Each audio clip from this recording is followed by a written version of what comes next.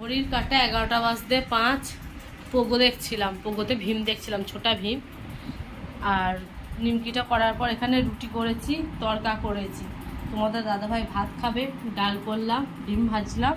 আর এখানে যে পটল আলু সয়াবিনের তরকারিটা আছে ওটা ওবেলাকা, এটা এবেলা বানাইনি। এখানে আছে সীতাভোগ আর একটুখানি শসা পেঁয়াজ কেটেছি, ব্যাস রাতের এই খাওয়া।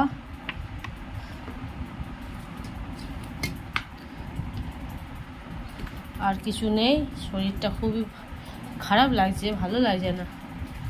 আবার একটাখানি খাবো, ওষুধ খাবো জ্বরে। তখন একটা খেয়েছি, বাবা এনে দিয়েছে ডাক্তারখানা থেকে, ওষুধের দোকান থেকে, ডাক্তারখানা তো না, ওষুধের দোকান থেকে।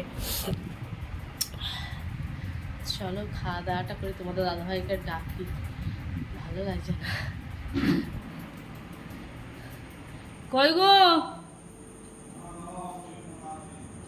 5 মিনিট দিয়ে দিয়েছি, তাড়াতাড়ি আসো। বলো 5 মিনিট।